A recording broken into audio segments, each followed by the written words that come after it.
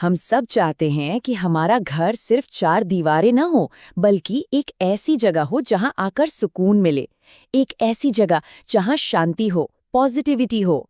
ये एक ऐसी चाहत है जो हम सबको कहीं ना कहीं जोड़ती है। लेकिन क्या कभी इस बारे में सोचा है कि एक घर का डिजाइन, मतलब उसकी बनावट, हमारी जिंदगी पर, हमारी सेहत और खुशहाली पर सच में असर डाल सकती है? ये सवाल सुनने में तो सीधा लगता है, पर इसका जवाब बहुत गहरा है। आज हम इसी की पड़ताल करेंगे। तो चलिए इस सवाल की तह तक चलते हैं। इसका जवाब हमें मिलता है एक बहुत ही प्राचीन भारतीय विज्ञान में। एक ऐसा विज्ञान जिसे खास तौर पर इसीलिए बनाया गया था ताकि हमारे रहने की जगहें कुदरत की शक्तियों के साथ तालमेल बिठा सकें। और इसका नाम है वास्तुशास्त्र। तो ये वास्तुशास्त्र आखिर है क्या चीज? देखिए, ये वास्तुकला यानी आर्किटेक्चर का एक बहुत पुराना भारतीय विज्ञान है। इसका नाम संस्कृत के दो शब्दों से बना है, वास्तु जिसका मतलब होता है रहने की जगह, और शास्त्र यानी विज्ञान। तो सीधे शब्दों में कहें तो इसका मतलब है रहने की जगह का विज्ञान। एक ऐसा विज्ञान जो इस बात पर ध्यान देता है कि इंसानों के घर ब्रह्मांड की शक्तियों के साथ कैसे एक लय में रहें। और हाँ, ये कोई आज की बात नहीं है। वास्तुशास्त्र की जड़ें तो हजारों साल पुरानी हैं, वैदिक काल से जुड़ी हुई हैं। इसके जो सिद्धांत हैं वो हमें वेदों जैसे पवित्र ग्रंथों में मिलते हैं। और कमाल की बात यह है कि आज भी मॉडर्न घरों और ऑफिस में इन सिद्धांतों का इस्तेमाल हो रहा है। अच्छा, तो अब सवाल ये उठता है कि ये प्राचीन विज्ञान काम कैसे करता है? क्या ये सिर्फ कुछ मान्यताओं की बात है या इसके पीछे कोई गहरा लॉजिक है? असल में ये हार्मनी यानी सामंजस्य बनाने के लिए एक तरह के कॉस्मिक मैप का इस्तेमाल करता है। वास्तु की पूरी नींव ब्रह्मांड के 5 मूल तत्वों पर टिकी है: पृथ्वी, जल, अग्नि, वायु और आकाश। पृथ्वी हमें स्थिरता देती है, जल बहाव का प्रतीक है, और इसी तरह हर तत्व की अपनी एक खास एनर्जी होती है।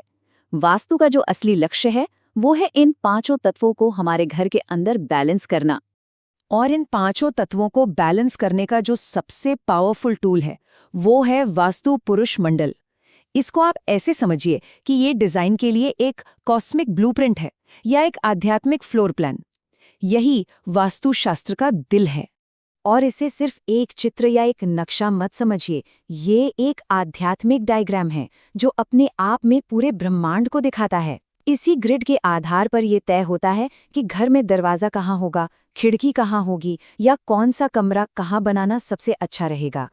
ये जो मंडल है ना, ये दिशाओं के साथ भी जुड़ा हुआ है।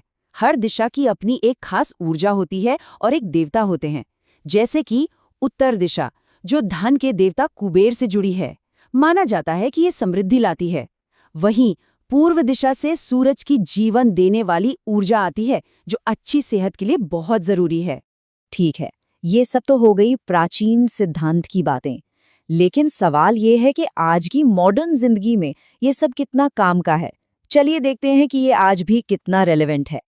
देखिए, आज की भागदौड़ भरी जिंदगी में हम सबको एक ऐसी जगह की तलाश होती है जहां आकर चैन मिले, सुकून मिले।